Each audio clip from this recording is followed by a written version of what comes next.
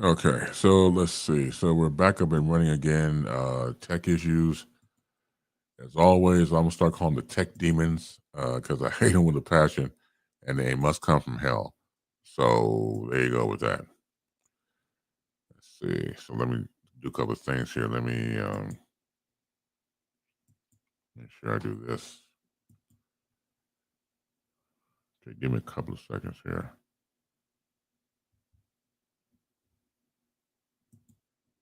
Okay,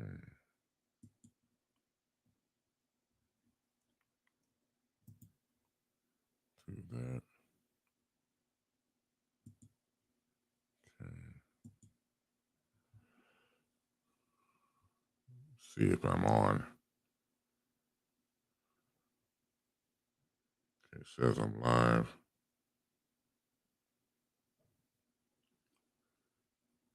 Okay, we'll get rid of that.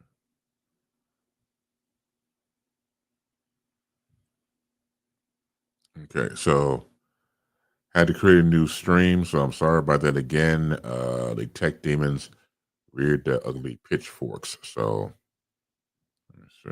Let me hold on, let me do this real quick. Okay, so get rid of that.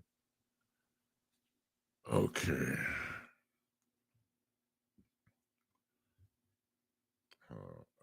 Yeah. Once I'm in real time, so I got to do a couple of things here. Let's see. So where am I? Okay. Scratch.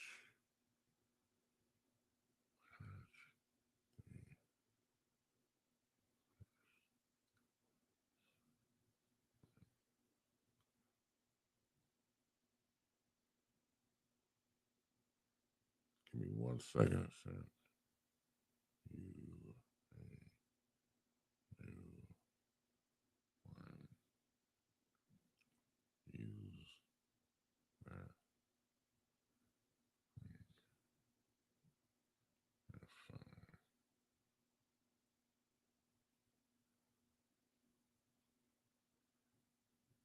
Okay.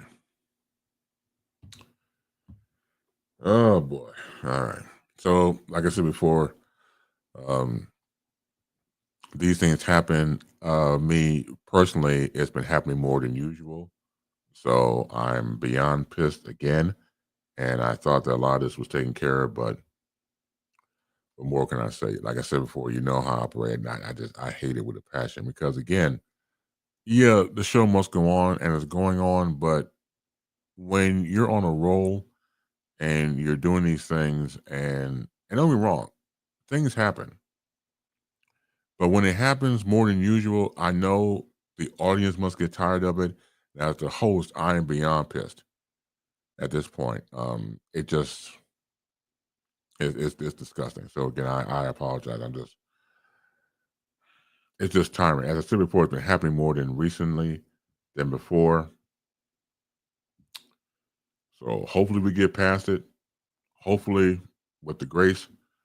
But at the same time, it just doesn't make any sense, man. And people, you know, you check stuff out and things like that, but it's not easy to build an audience up. It really is. That takes time. That takes effort. That takes a while. And especially in today's technology, you you put something out there, and then if some tech issues happen, ain't nobody coming back. They move on to something else, or they may, do some things while or what they call multitasking, things like that. So, yeah,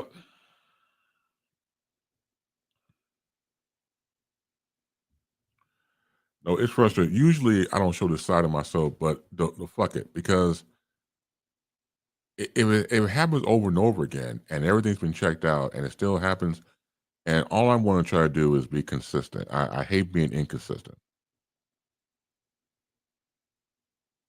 I don't. It's one of my pet peeves, and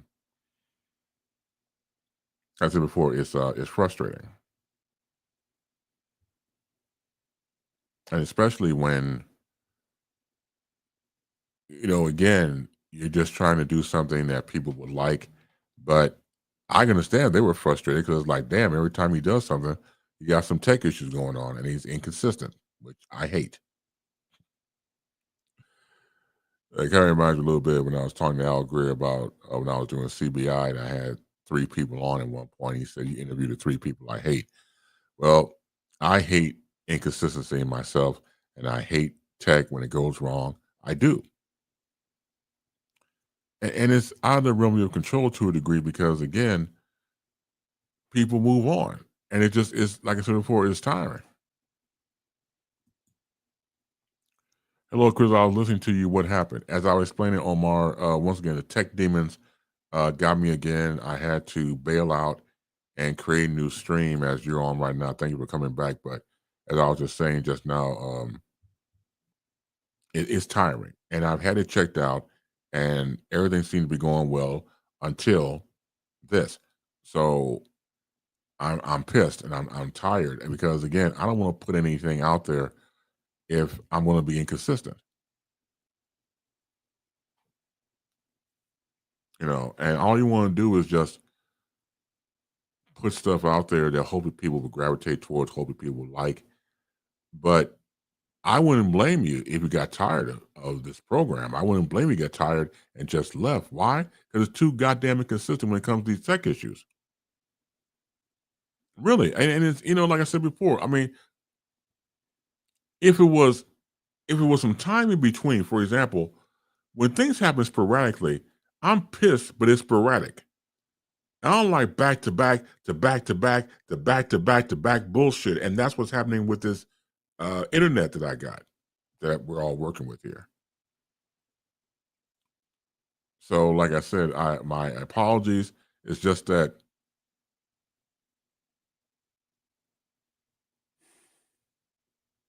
it hurts.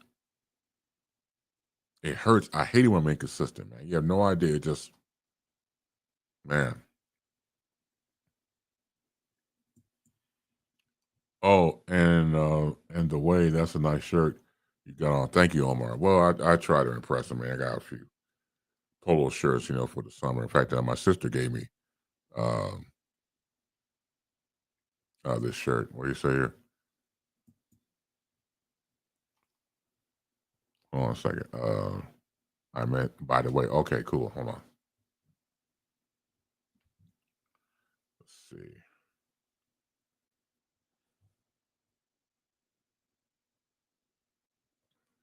Hold on a sec.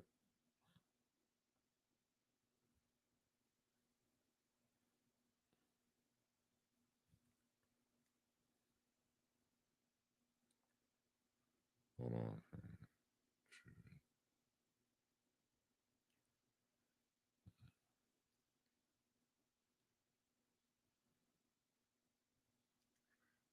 Hold on. Sending.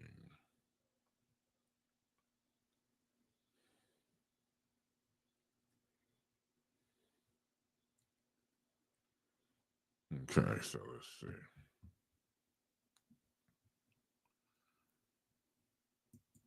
Okay, let me do this real quick.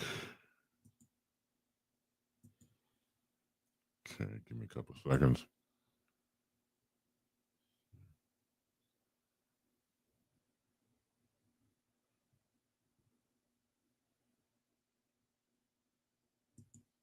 Hold on one second. Let's see. Let me get rid of that.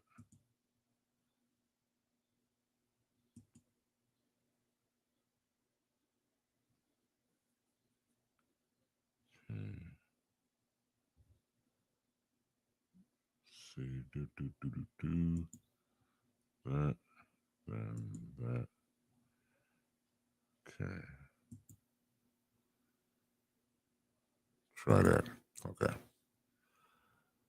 let's see. I'm sure I got that. Okay. So yeah, and I thank you for the comment on the shirt, Omar. So, and like I said, for my sister got me these for Christmas back in December. So I'm decking them out now. Like I said before my guests come on here, I'm just like just tired of the whole inconsistency. But gotta move on. So Lorenzo, how you doing, man? Lorenzo Clemens, how you doing? Hello, base. I think you posted something on social media. You did something about Chicago Legends. I could have that wrong. Please correct me. Like you was having a good time. You was uh, out there with some people and handshaking and meet and greeting. Hey, maybe you should run for mayor of Chicago. Yeah, let me know about that, Lorenzo. How you doing, man? Thank you for being here. So yeah, it's like I said before, it's I hate it. And once again, please bear with me as I go through all this because all I want to do is just put on a decent program, but the inconsistencies of the internet keeps getting in the way and just trying to battle through the storm. Try to battle through it. This is not easy. Okay, how you doing? What's up, Ken? Ken Wellington. How you doing? Hello, Professor Base and friends. As people are coming through, deeply appreciate that. He is the executive director of crisis intervention / victim advocate at Solutions and Resources. He has committed his life to provide immediate comfort, aid, assist families, individuals, and communities in the wake of violence or traumatic events. The man who would not let Chicago down. Please welcome back to BaseLine, Pastor Donovan Price. Pastor, how you doing? Good, and yourself? Good, good. You're on the road, I see. Yeah. Actually, yeah. I'm on the road. I'm on the 80s, 75th, 76th, 75th. Uh, Coming to you live and direct from the line at Lim's Barbecue. Get out of here, man. I ain't mad at you, man. Good for you, man. I'm happy for you, man. How long's the line? Yeah, well, I ain't at the front or around the corner to be around the corner quite yet, but hey, I'm here. Well, I'm glad you're here, Doc. I mean, so now are you in line or after this guy get in line? We'll make the segment short, man. I want you to be. No, I'm gonna be in line for a while. We can talk all day. Okay, that's what I thought. Okay. Yeah. I Oh man, good to see you, man. Good to see the Yes, sir. people out there as well. So, Yes, what you sir. got for today, sir? Okay, hold on just a second. Let me see Take how your I can time. pull it up. Being on the phone here. Take your time. Uh, um, can you still I can't hear you. Stop.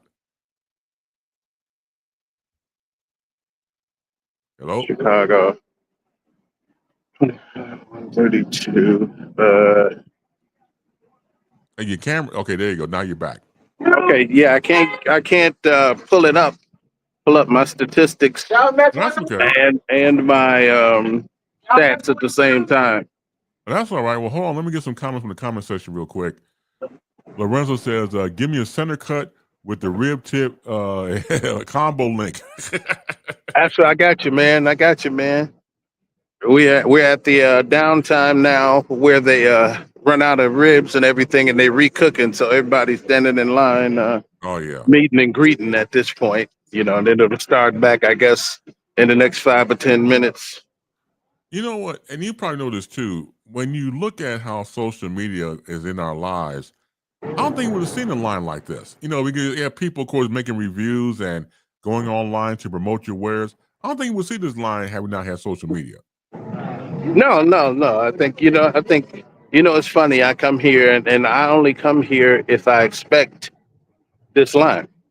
Mm-hmm. But there's always at least a few people here who have never been before. Like, do they always have a line like this? Like only the days that they sell ribs. Yes. Yes, absolutely. Now, Let's of course, see. we got somebody pulling up, selling something next Mhm. to me right now. Okay. In the car, trying to sell something to the whole line.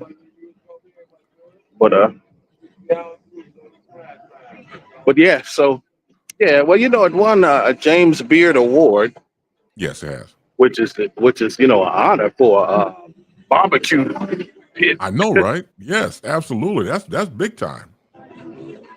Yeah. So, it's now. I'm surprised they didn't change the name to Les M's.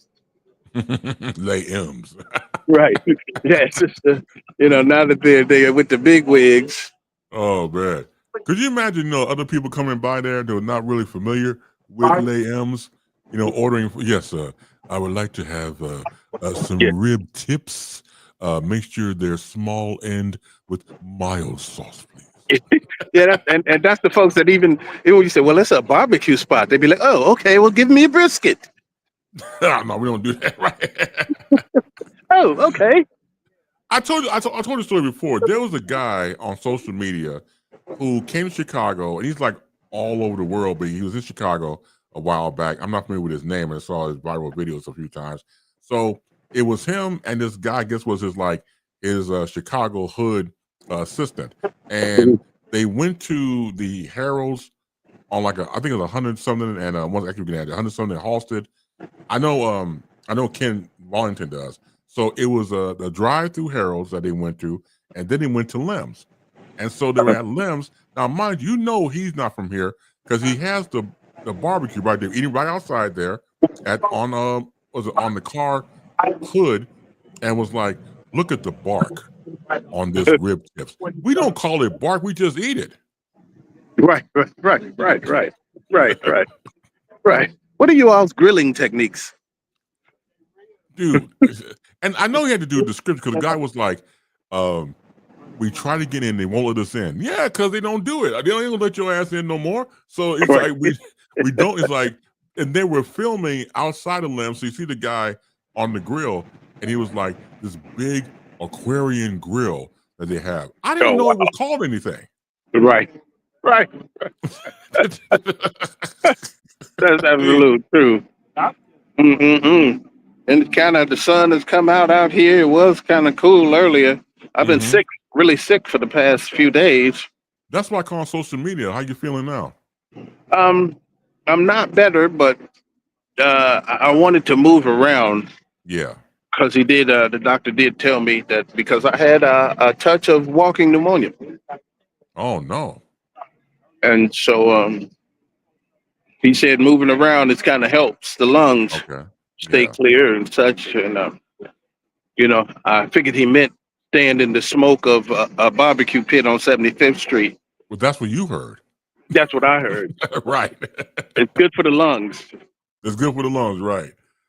Ken Wallington types. They're gonna be some tough, fast cooking ribs. Yeah, Doc. They don't play. yeah. I'm gonna get something small for me and have a great time when I get back home and not sit around because I've been around for the past few days. Kind of under the weather. Yeah. Well, I'm glad you're up and about. It's real talk. I'm glad you're out there, enjoying yourself for the time being, and get some fresh. Huh? I said yes, sir.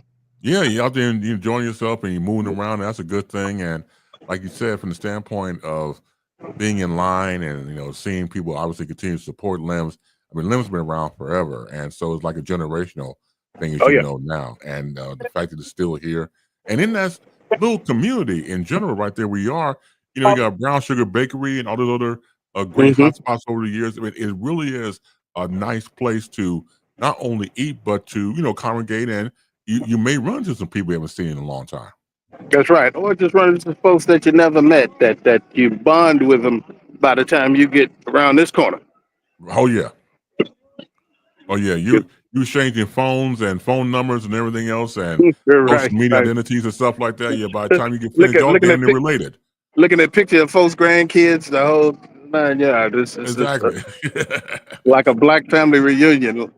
It really is. No, you're right. And then everybody else wants to get involved. I just think that again is good to continue to see that.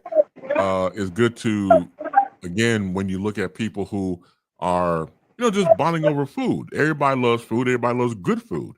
So you ain't gonna bond over no badass food. You go bond over some good food. So just the fact that again, you have people out there socializing and they say if we're going over pictures of grandchildren and the like, it's just nice to see that, especially in the city where it's known for its cuisine and known for its styles of food, no matter what side of town you're on.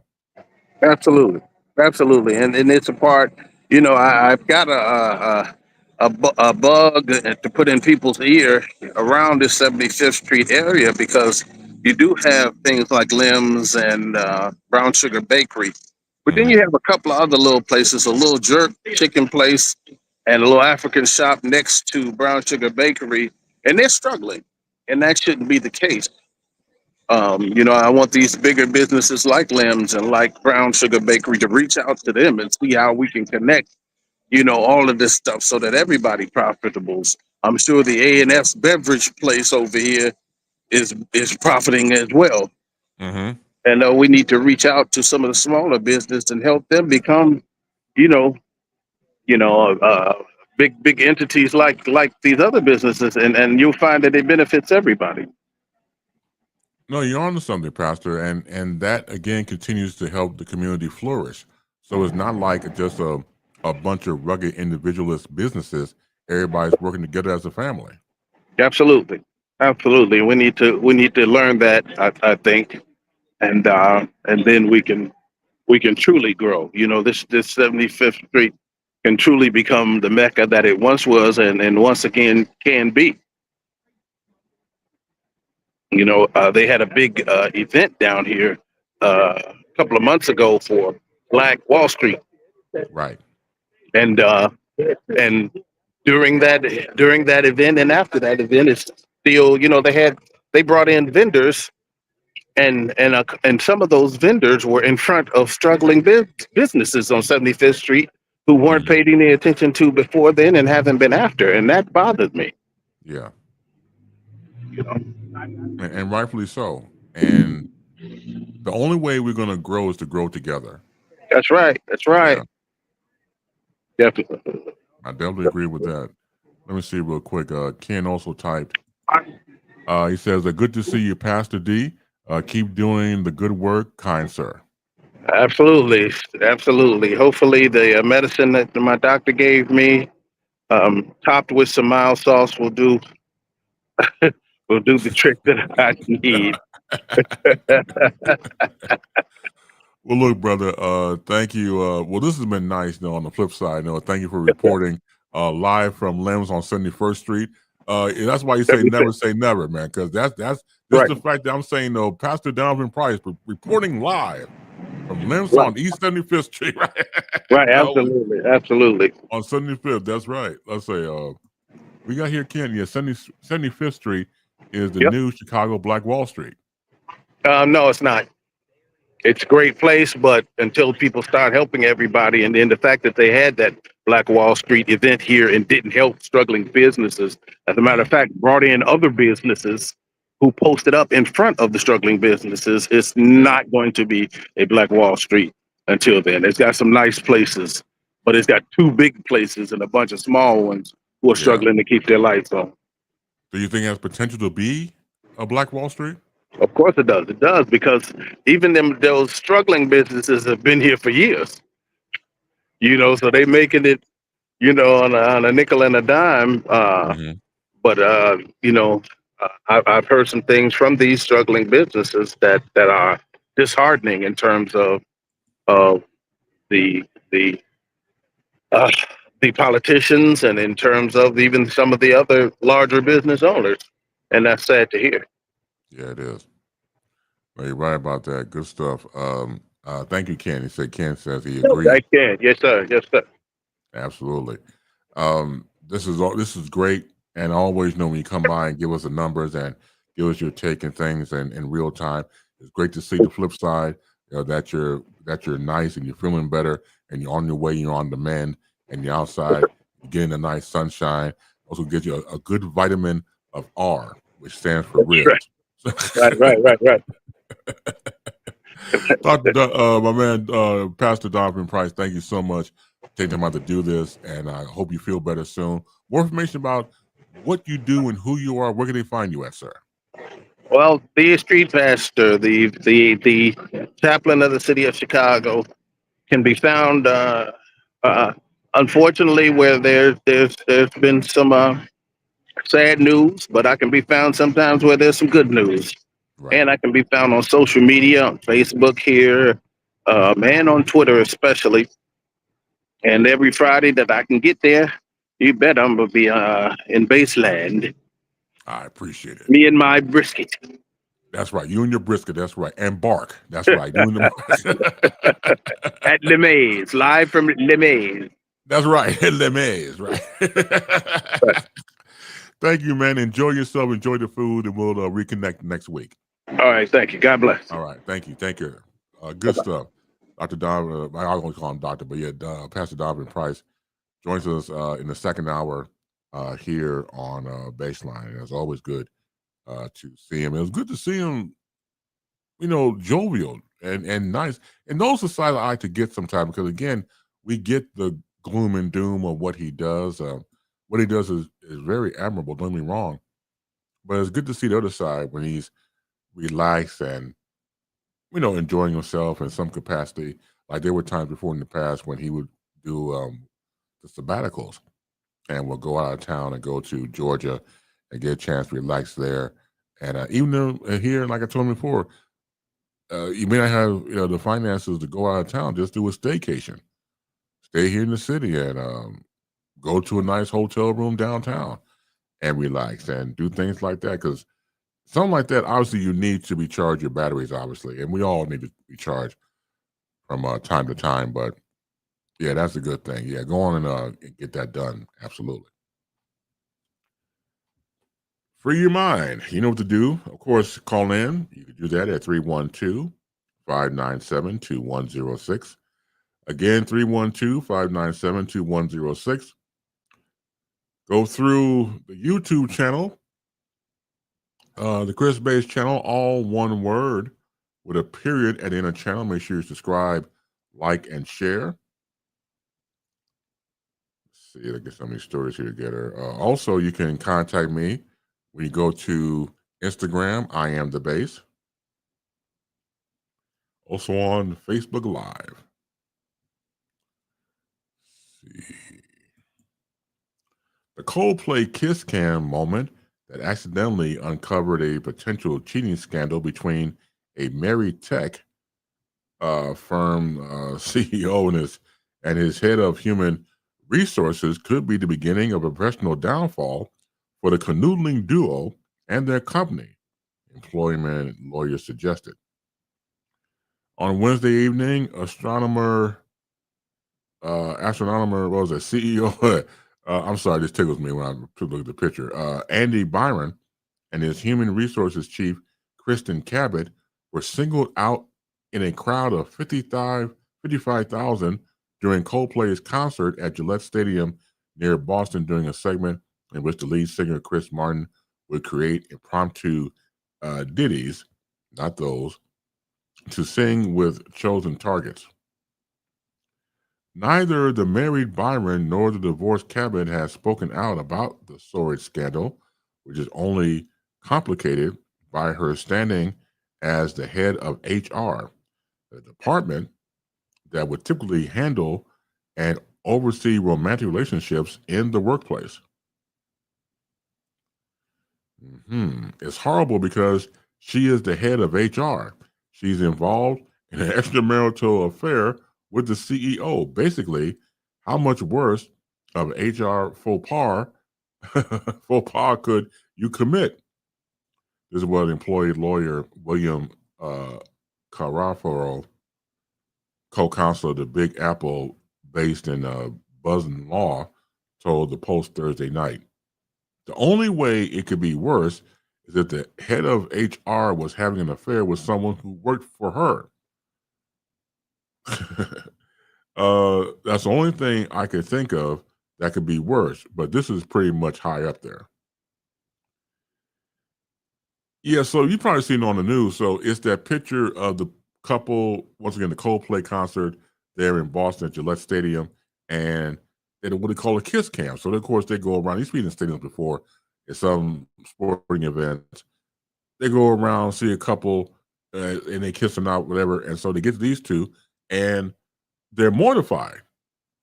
So she like does like this, and dude does like a walking downstairs, and he like disappeared all together when the camera, and they all booed up. She's staying behind him with his arms behind her, Yeah, what are your thoughts about that? That was huge. And once again, what are the odds? Once again, 55,000 attendees at this Coldplay concert. What are the odds of coming across a cheating couple? What are the odds of that? It's like Slim to none and Slim left town. It's ooh. Okay, so again, go back to the story. Her being head of HR, and you out here canoodling with the boss and the CEO. Where do you go from here? Kristen Cabot is her name, and of course the head honcho is Andy Byron. Where do you go from here? Um,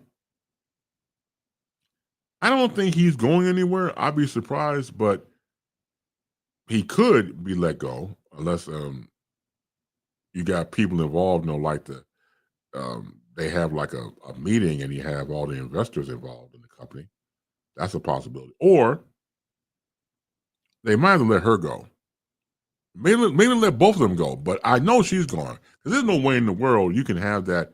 They both should go. Remember, we're talking about politics here, so she should go off the bat. Both of them should go. But if we're talking about the world of politics, somebody got to stay, somebody got to go. I'd be surprised if both of them are gone, but I would probably say that it's her. Yeah, it's she's gone. Let me see. Let me go back to the peanut gallery here. Hey Jay, thanks for coming back. That's rough. Honey, I hugged on all my coworkers like that. Two handful. Yeah, see, you're deep in hypocrisy. So you can't have her go back as the head of HR. I'm sorry, you can't. She has no credibility whatsoever. You can't take her seriously at all. You can't. You're out here canoodling and cavorting with the CEO of all people. And they were mortified. Literally, the look on their faces was priceless. I like old boy because old boy just went down. He just like, you see mimes create an image when they're going downstairs. That's how he looked. The only thing was missing was the mime face. He was completely gone. And she was just holding her hands in her face. It was like, well, there goes my check. But what would you do? Would you fire the both of them? Because once again, he's the CEO. So again, I think it has to be investors involved in a meeting to get rid of him. But I know she's gone. Now, by right, both of them should get out of there. But once again, he's the CEO. And once again, talking about politics, I tell you, it's always local. Yeah, but she couldn't. She couldn't bust a grape in a fruit fight. This is the end of her. You couldn't get a job as dog catcher after this one.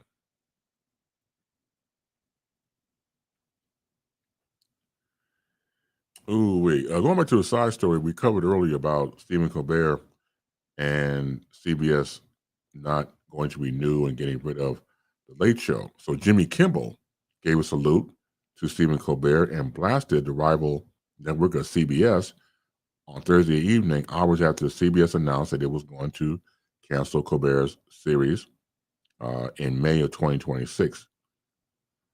And he typed, "Love you, Stephen," Kimmel wrote on his Instagram story, captioning a clip of Colbert's on-air announcement that his show will be ending. And then he typed, "Fuck you and all your Sheldon's CBS." I go along with that. I go along with that wholeheartedly. And once again, it's nice to see the support of the other late night talk show hosts like ABC's Jimmy Kimmel. I think NBC's Jimmy Fallon had a comment about he was just as shocked as everybody else. Let's see. Good morning, good afternoon, good evening, and good night to one Sick Diggy. How you doing, Sick? Thanks for being here, man. Always good to see your your S there in the place. Thank you so much. Also, as you see, he's coming through by the YouTube channel, or the Chris Base channel, with a period at the end. And so, just to go back to that story real quick, because again, it just pains me to look at that storyline. And I said before, I'm just going to go back to the story because I believe that Jimmy Kimmel is next. I'm not trying to put anything on Kimmel. I really don't. But you're talking about, again, going back to Trump being thin skinned and he can't take a joke. Like Colbert, Kimmel has these ongoing jokes about Trump in his monologue and various bits and everything else. So I don't think that he's off the hook. You're talking about just going after one person. No, I think Colbert is the sacrificial lamb to start an ongoing axing these people like Colbert, like Kimmel, who make fun of Trump.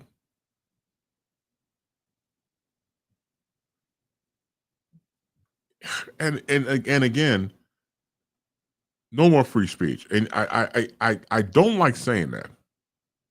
I don't. Well, you ask the question, what happened to free speech? Always say free speech, nowadays you got to pay for it. There's just a lot going on when it comes to free speech and what it means to us. PBS and NPR stations are on the verge of losing the federal funding that has helped keep them on the air for decades. The Senate and the House have passed a rare measure called a rescission, which would claw back money that was already budgeted by Congress, including nearly $1.1 billion in funding for public media. 47, who proposed the spending cut, is expected to sign the measure into law. Now, over time, some local stations may be forced off the air, while other stations may have fewer shows to broadcast. Stations may have fewer resources for news reporting and educational programming, but the exact impacts are hard to predict because the public radio and TV systems are complex. The center of the system is the Corporation for Public Broadcasting, or CPB, an independent entity established by Congress in the 1960s to support local radio and TV stations across the U.S. Corporate for Public Broadcasting receives $535 million in taxpayer support annually to and disperses the funds to about 1,500 local radio and TV stations, as well as programmers and infrastructure providers. Those funds are what 47 congressional Republicans are revoking. Democrats want the funds to remain in place. Again, that's 47 dismantling the country. Because again, depending on where you are, and as the article just said, there are places where public radio and TV is necessary for certain towns. And now you take that out of the system. So where are they going to get the information from? Some stations, some cities and towns and townships may not have a lot of accessibility to local programming when it comes to local news and things like that, which is why this was established, as I said, back in the 1960s to help out those towns. Now he would take that away from them. See, all this takeaways that he's doing. That's all he's doing is just taking away everything from everybody, and it's not right. Colbert's late night tenure coming to an end shows how little tolerance of this administration. Sick Diggy types. As I said before, when I brought in the first hour, sick. There are more there are more important issues to go over in this world, in this country alone, But your administration, no, meaning him, let's call it what it is, him, 47, you're so goddamn thin skinned, you can't take a joke. You can't do it. It's not in your relatability. We're now more pressing issues, but again, it's all about him. It's all about himself.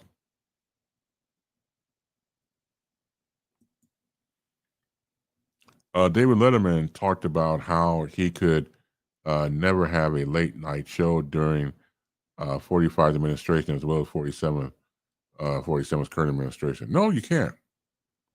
Especially now because in the 47 administration, as I said before, all these lawsuits, the networks are bombing down to his will, are bombing down to him putting the orange knee in their necks. Just like ABC did just now and now CBS. But as I told you in the first hour, the CBS deal, they had to do it because that was part of the deal for them, meaning CBS Paramount, to merge with Skydance Media under 47th administration with the FCC.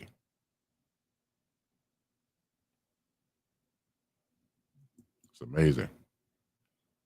Hey, how you doing, Misty? Misty Campbell, how you doing? Thank you for being here, sweetheart. How you doing? How's everything?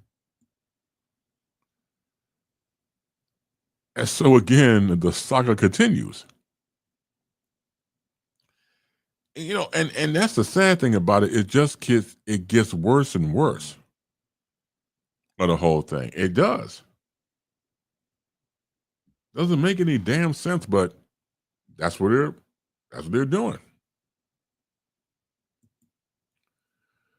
Misty says, "What are we talking about?" We know how I do here, everything. So we were talking about Stephen Colbert getting kicked off of CBS and not doing the Late Show anymore. His last time will be up to May of 2026, and it coincides with CBS paying out a lawsuit to Trump of $16 million, and I believe that was part of the deal to get the lawsuit so they can, meaning Trump, can get rid of Stephen Colbert, and successfully has done so, and that's a shame. And of course, anything else you want to talk about, of course. Let's see, Jed, thoughts on how this will affect the MAGA now that they were told they are stupid and everything is a hoax. They want us in the dark. Of course, they do. It could be called the dumbing down of America. It could be called that because once again, you got somebody like Linda McMahon, Vincent McMahon's wife, as head of the Department of Education. That alone is stupid. And not having funding for education, for after school programs, for breakfast or lunch at schools could take away all that. Let's see. Oh, okay. Yeah, of course. And anything else you want to throw in. That's what we do here. We free our minds. Doing Colbert like this because he mentioned the $16 million bribe. Yeah. Yuck. That's exactly it. Yeah. Let's see. What's up? Walter says, hi, base CBS deal in the first hour. I missed what you said. Yes. What are you talking about? Stephen Colbert start over from 4 p.m. No, I will not do that. But as I said before about the whole Stephen Colbert deal, it's tragic because you're dealing with a mentality that affects us all. Now, it would be different if you just a person who's just a badass and you just bad by yourself. But this particular person represents this country. And of course, it's not about you or me or her or anybody else. It's about himself.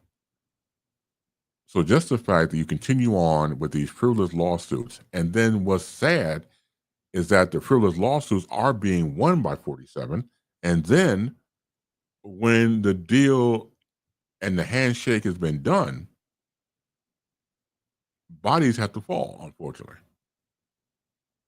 So again, you talk about Colbert having done the Late Show for 10 years, take away the whole program altogether. So it's not just Colbert being replaced, it's the whole Late Show altogether. So Late Show, which is owned by David Letterman, that whole thing is gone completely because you can't take any jokes.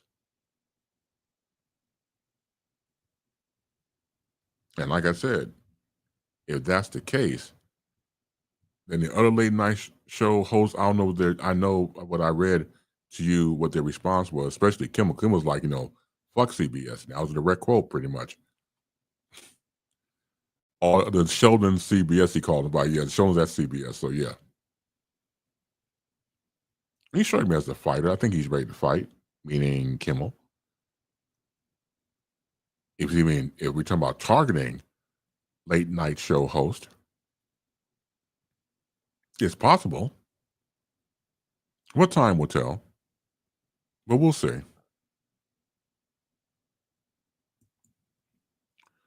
What's the difference between Colbert and Jimmy Kimmel? They both talk about 47. You're right, Walter. What I'm saying is, but as you know, Colbert's the one who got hit from the standpoint of his show is now being completely eradicated by next year, May of 2026. So there is no difference. They're just doing it in their own style. They do it in their own comedic way with their own comedic writers and things like that. But what I'm saying is that if this could be a pattern of eliminating late night talk show hosts because they mentioned 47, it is going to be more nastier than this. Fortunately, Colbert has a podcast. He'll shift to that as well. Oh, yeah, the podcast, that's a great thing about today's medium. Everybody has a podcast, so that's great. Will he be offered a cable show or maybe just go out on his own on social media? We don't know yet. The man has obviously a year to think about it. But like I said before, I just think it's beyond sad when these type of things happen because of the dictatorship of 47. I'm sure Jon Stewart will have some choice words regarding Colbert being let go. Oh, of course.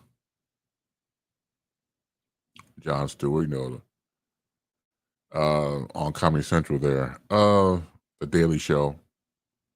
And that's where Stephen Colbert had come from. Stephen Colbert, as you know, was on Comedy Central's The Daily Show as a Republican conservative character, Stephen Colbert. Not him, but of course the character he played. And was quite effective when he was doing it because it was a good satire. But like I said before, if you can't take satire,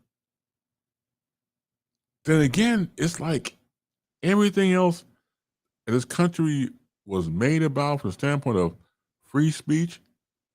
Not when it comes to you saying anything about the president. How dare you? That's not good when it comes to the way he is.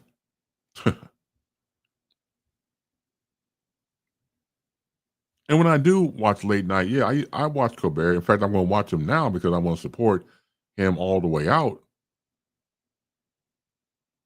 Because again, all of this is just is coonery and buffoonery from 47. It is a colossal waste of time. What he did, meaning Colbert, was no different than hosts before him and continue afterwards. Jed Tice definitely stick diggy. His following will go with Colbert. CBS is dumb. Other than Star Trek, what can I say boycott? Yeah, absolutely. I just mentioned about that, Walter. Yes, Trump administration / public broadcasting, broadcast funding as well. I just mentioned that, right? I dismantling the country is what 47's mission is. I believe just destroy everything, set back the clocks way back in the time, just way back. And I just the thing about public broadcasting. As I said before in the article, there's a reason why it was put into place in the 1960s to help other cities and rural parts in particular that rely on public radio and television. Not even take all that away. Former NFL quarterback Teddy Bridgewater has been suspended from his position as high school football coach in Miami for allegedly providing impermissible benefits to his players. Bridgewater, 32, confirmed his suspicion by Miami Northwestern in a Facebook post Sunday, but said he remains committed to his alma mater. The suspension came after MNW, and it's impossible to suspend someone who doesn't work for you. So if I'm suspended from MNW, I'm free to go to another school of my choice, but I'm not going anywhere. And if it comes down to it, I will volunteer from the bleachers like I used to back in 2018 and 2019 when no one had a problem. Bridgewater led Miami Northwestern to a Class 3A state championship in his first season as coach in 2024. He returned to the NFL in December to serve as Jared Goff's backup with the Detroit Lions, but did not appear in a single regular season game. In the playoffs, he completed his only pass attempt for 3 yards and in a 45-31 loss against the Washington Commanders in the divisional round. Bridgewater posted earlier this month on Facebook that he paid for Uber rides, meals, and recovery services for his players last season. He only asked fans to donate to help cover such expenses this year. He said in the post his suspicion that he self-reported the payments to Miami Northwestern. The Florida High School Athletic Association confirms in this article on Monday that it is gathering more information. So let's get this straight. So Bridgewater was helping his players. Uber rides, pay for meals, recovery services for his players last season. And for that, you're getting suspended.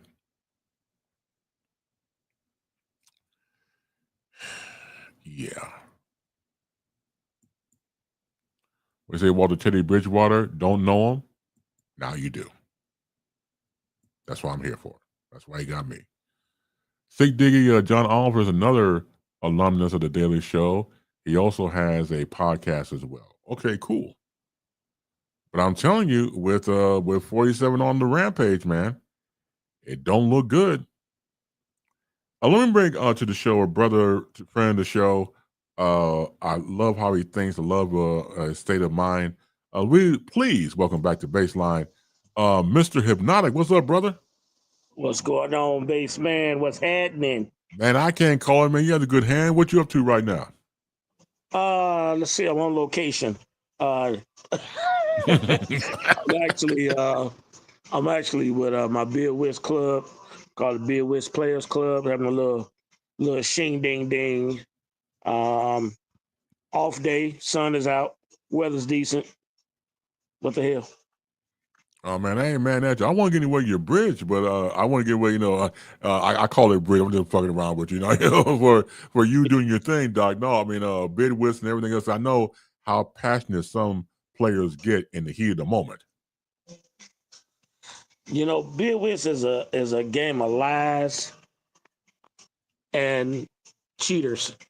And when the liars get caught cheating, it's even fun. To catch the liars cheating and the cheaters lying. So it's a game I learned to play as a youngster.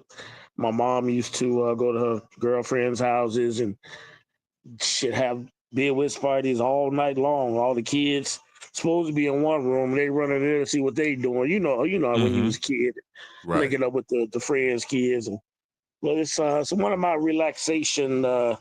You digs, beer whist, bowling, maybe some darts. Definitely a nice cigar and a cocktail. So, oh man, I'm jealous, man. Nothing wrong with that. What kind? You have a particular cigar you like? It's a couple that I frequent. The Pandemonium. What's the name of it? It's the real big 13. I can't call it because it's not in front of my face. Yeah. I like the Hiram and Solomon's. I like the big booty, not big booty. See what my mind at? I see your mind's there, right? Exactly. I ain't mad at you. Go ahead. Booty Judy, whatever the hell it is. There's a few of them out there. But yeah, I like a nice stick. Matter of fact, I'm waiting on one of my buddies to bring me one now because I ain't had time to stop and get one. Yeah, Sure, I like. What's your selection of stick if you smoke? What's your selection? Oh man, it's been a minute. I would love to go back. I love Cohiba. Cohiba was a good one. smoke. That's the first one I ever in my life smoked was a Cohiba. That's an instant right there. Yeah, Cohiba. There was another one, like it was a CAO child one, Brasilia. Okay. I like those. Those are my top two. I've been dipping a lot into the other flavored ones lately. With different vendors and different places have different styles, but I've been dipping a little bit into the flavor ones, the cognac ones, peach tasting ones. Yeah. Now, do you actually taste it, or you just give like a hint of it? You definitely smell it. Okay. You definitely smell it before you even. It's aromatic. Yes. You take it across your. Yeah. Nice. Let's see. Asylum. That's what I was thinking of. Asylum. Okay. I've heard about that. Yeah. Asylum 13s. It was an A, and I was trying to get the A out my ass. But yeah. I said, hey, see, one of my bowlers, one of my teammates and Bill Wiz teammates. Say hello to Chris Base. Hello, Chris Base. How you doing? Fine. How you doing? I'm doing great. That's my girl Smurf.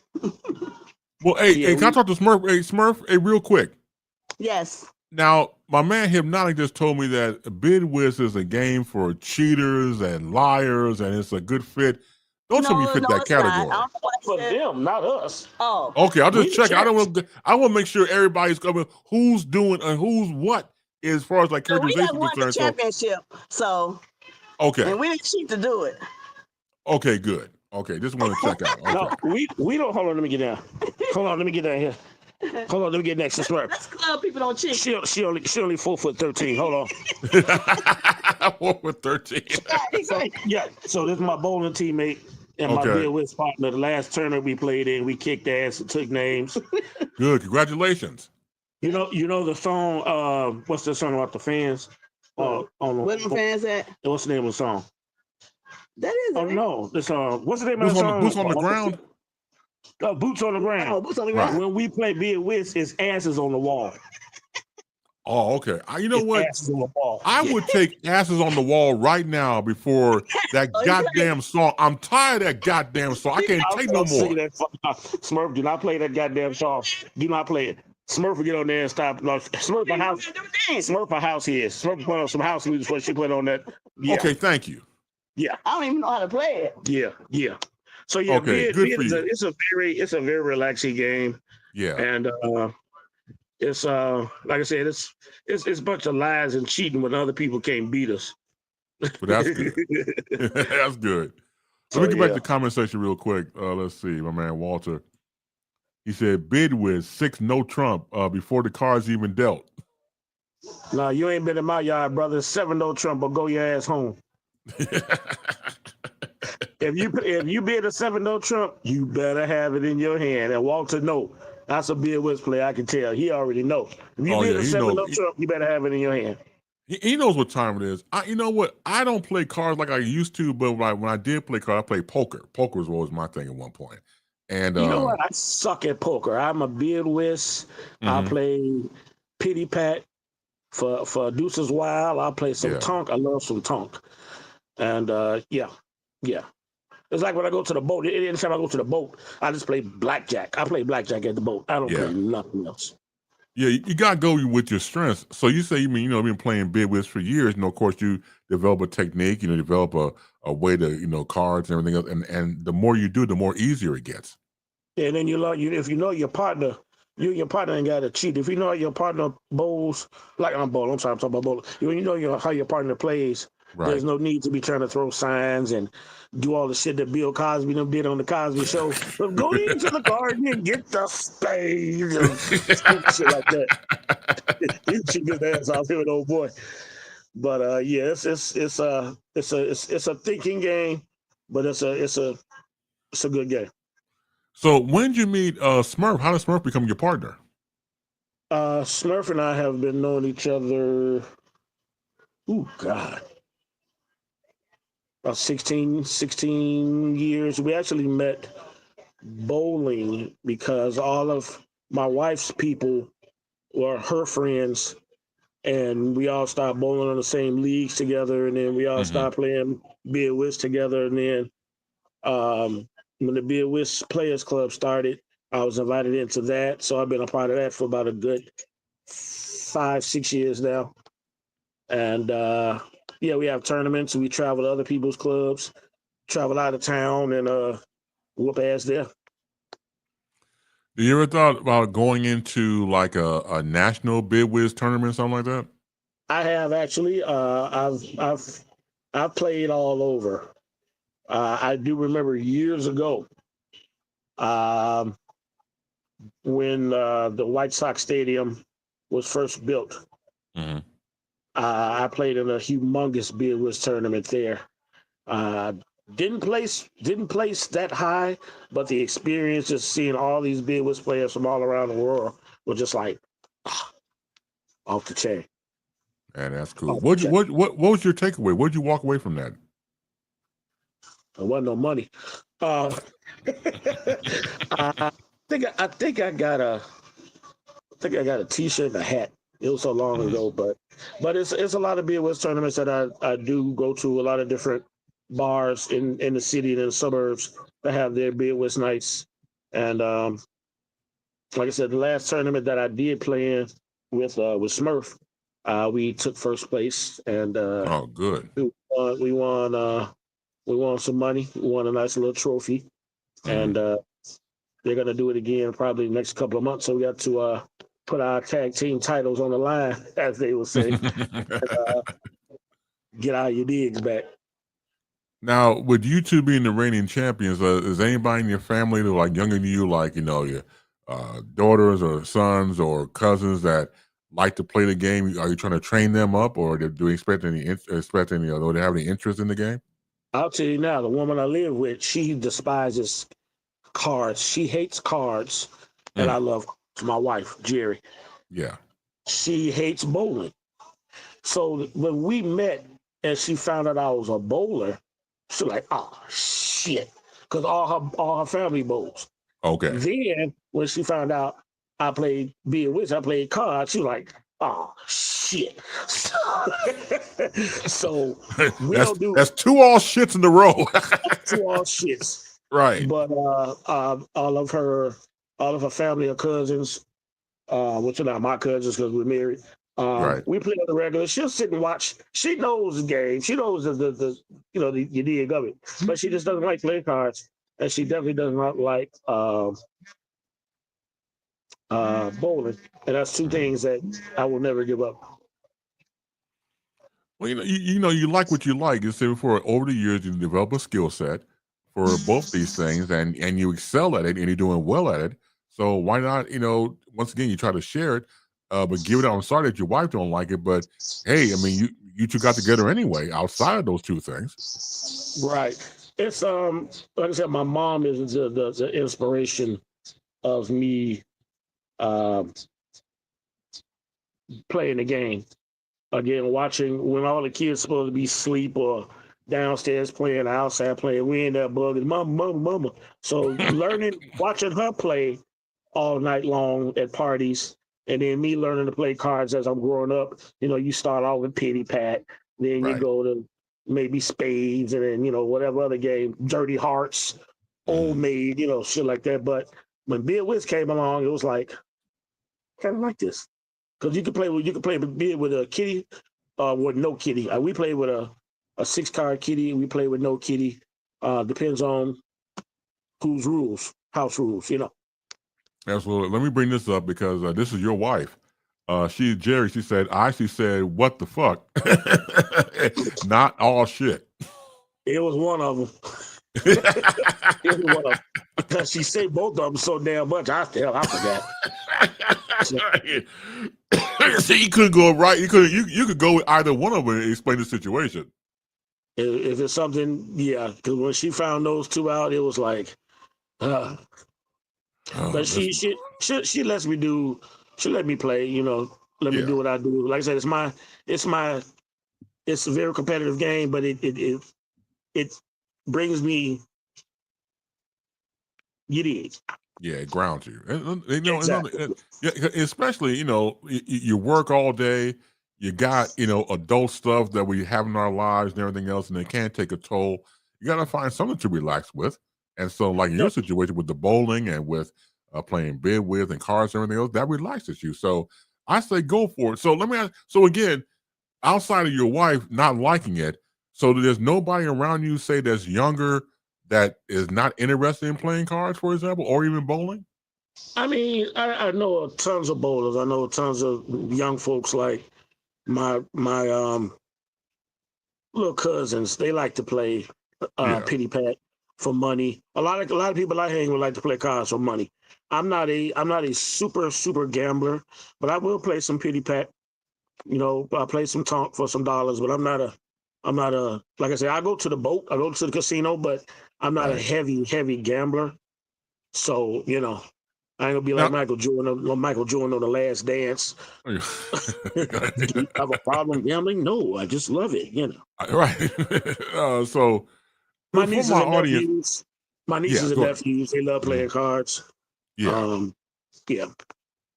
Oh, real quick, here's your wife again. So Jerry says, but that's what he loves, cards and bowling. I support him 100%. Yes, she does. Yes, she does. That's good. That's good. I'll ask her if she want to go. Hell no. Okay, I'll see you later. Now, again, when you have these likes and things like that, see, I have to go back to something I used to love to do. I used to love shooting pool. I got like 4 cue sticks that are collecting dust. I gotta go back to see, that was my relaxation. Have me a nice beer, go play some pool. The fellow just play by myself, and then that always relaxes me. I always loved playing pool, and I always used to watch the old cats play pool. I used to go to this pool hall back in the day. In fact, it used to be in Brownsville. I used to live at. In fact, there was this one guy, man. So the place I used to go to, the old cats will have their 3-piece suits on, their yak, and they're shooting pool and everything else. And there's one particular game, the owner, Ross, I never saw him play. The big money table was always in front where the cashier at, where he was at. And there's one guy came real quick. Come on, Ross, let's play. He's like, I don't want to play with you, man. He's like, come on, man, let's play. I got $5,000. Like, all right. So I never saw Ross play before. Ross was always kind to me, and every time I come up there, my friends, man, Ross played and took the dude's $5,000. He played straight ball, he played 8 ball, he played 9 ball, all different games, and took all his money. See, that's that hustle game. Like I said, I play pool, but I don't play out of mother. I play straight in, last pocket. I don't do all that crap they did on Fresh Prince when Uncle Phil pulled out the tape. Uncle Phil come out, get Lucille, right? That damn sandwich. You want to be on my interview with me? No, I'm good. Oh, he got warrants. Never mind. That's what I thought. I mean, Chicago's most wanted, right? Okay. What the hell? That's my man's tone. Yeah. Man, well, shout out to you, man. And I know you gotta get busy and everything, but I want to thank you for taking the time out to share this with us. Because again, it's always good to have conversation with you and to see what you do and to continue to support what you do on the radio and beyond. So, look, man, you always have an invitation here. Say that again. I always have a ball with you, and I got to get you on my digs. By the way, you can listen to me every Friday night from 10 p.m. to 2 a.m. Central Standard Time on my station, 1073VIP.com. Your station, your music, your culture. Nice, nice. Go out there and kick ass in the bid whiz, man. You and Smurf will make it do what it do. We about to go ahead and get it in. They got the little hoagies going on. Or hell, I got all the food in my truck, so I better go get it now. Fucking my ass whooped. I got my tequila. Well, I love you, but I wouldn't want this to be on the show that Mr. Hypnotic got his ass kicked because he had no food out.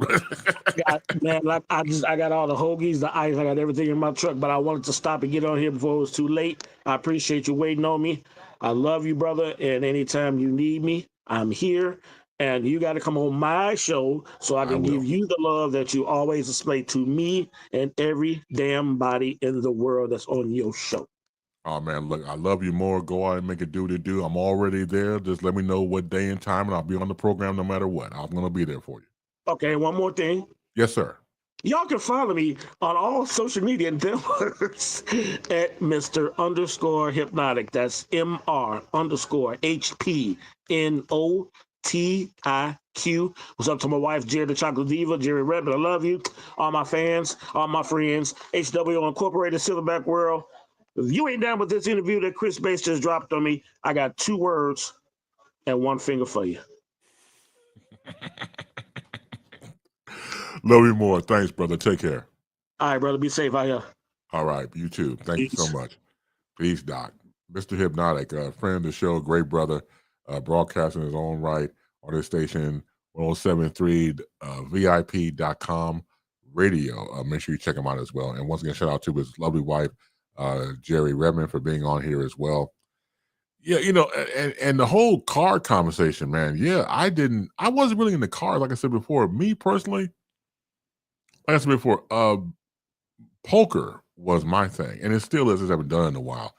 I got to get back on track, and I was actually learning it as I was, in real time. When I was in my mid-30s, I started getting into poker during that time, and I, didn't play a lot, but I was trying to get into playing and everything else, and life had me to put stuff on the back burner, and the same thing with pool, as they call poker billiard. So I would play pool as well, but I miss playing pool. I want to get back on doing that as well.